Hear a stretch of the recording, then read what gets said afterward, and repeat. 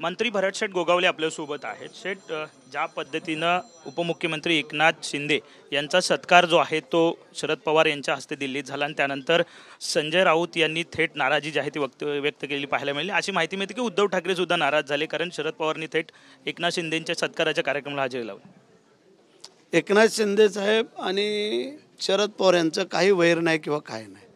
एकनाथ शिंदे साहेबांनी केलेलं चांगलं कामाची पोचपावती शरद पवारांनी दिली, त्याबद्दल आनंद आहे, त्यांचं मी अभिनंदन करतो.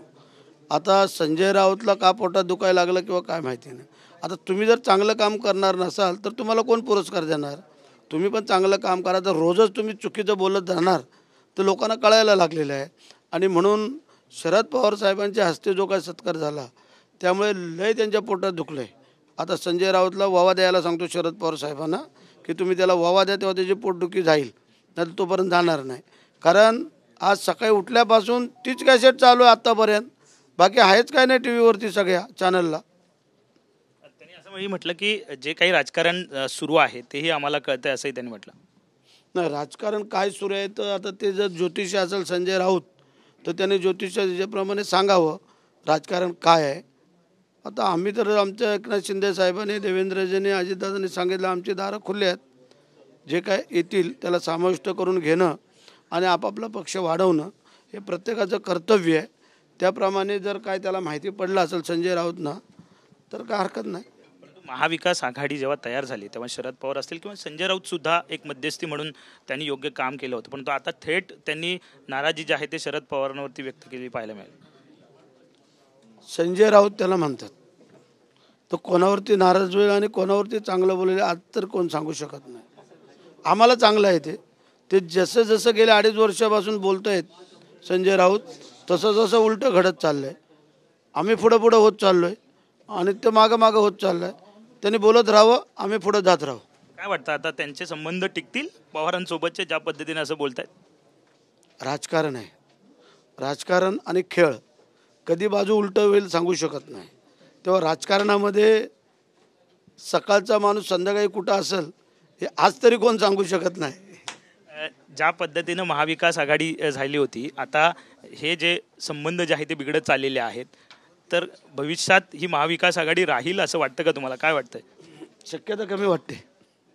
महाविकास आघाडी टिकल शेवटपर्यंत ही शक्यता थोडी कमी वाटायला लागलेली. दुसरा प्रश्न, राजन साळवी जे आहेत ते तुमच्या पक्षात शिवसेनेत प्रवेश करत आहेत. उबाटा पक्ष जो उद्धव ठाकरे यांचा पक्ष आहे त्याला मोठा धक्का तुम्ही कोकणात दिलेला पाहायला मिळतोय. हेच जर त्याने थोडं निवडणुकीच्या अगोदर केलं असतं तर आज आमच्या जोडीला तो आमदार असता. परंतु आताही त्याला वाटलं की आपण एकनाथ शिंदे साहेबांच्या सोबत यावं तरच आपल्या भागाचा विभागाचा विकास होऊ शकतो आणि म्हणून करता त्यांनी तो विचार केला. असे किती धक्के अजून देणार आहेत कोकणामध्ये? सगळ्याच गोष्टी गुप्त लगेच ओपन नाही करायच्या असतात, योग्य वेळेला करायच्या असतात. कारण शत्रूला कधी सावध करायचं नसतो, त्याला गणविमी काव्यानेच हैराण करायचं असतो. तसं मग आमचं काम चालू आहे. ज्याला भावेल तो पावेल आणि आपल्याला कल्पना असणं गरजेचं आहे. एकनाथ शिंदे साहेब जादूगार आहेत आमचे, कधी काय जादू करतील ते सांगू शकत नाही. कारण प्रामाणिकपणे काम करणारा नेता म्हणून त्यांच्याकडे पाहिलं गेलेलं आहे, म्हणून करता लोक आकर्षित होत आहेत. एक शेवटचा प्रश्न, पालकमंत्री पदाबाबतचा तिढा कधी सुटणार आहे? नेमकं काय? कारण त्या दिवशीची बैठक झाली तेव्हा तुम्ही नव्हता आलात, आता नेमकं कधी सुटणार याची उत्सुकता रायगडकरांना सुद्धा लागली आहे. ज्या वेळेला सुटेल त्यावेळेला सुटेल, परंतु बरेचसे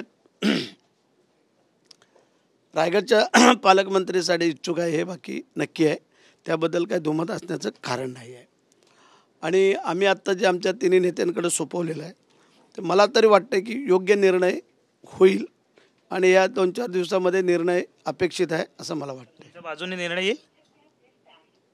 100% वाटतं. आता तसं आम्ही काम करतोय ते बोलतोय. आता काल पण आम्ही गडावरती होतो. भिडे गुरुजींनी शिवप्रतिष्ठानची धारकऱ्यांची 40,000 लोक घेऊन आले होते. त्याला सामोरं जाण्याचं काम आम्ही केलं आणि खात्री आहे आम्ही शिवाजी महाराजांचे मावळे म्हणून. बाकी आगे आगे देखो क्या होता है. धन्यवाद. साहजिकच आहे, मंत्री भरत शेठ गोगावले आपल्यासोबत होते. कॅमेरामन खंडू कसबेसह विनायक डावरुंग, TVN मराठी, मुंबई.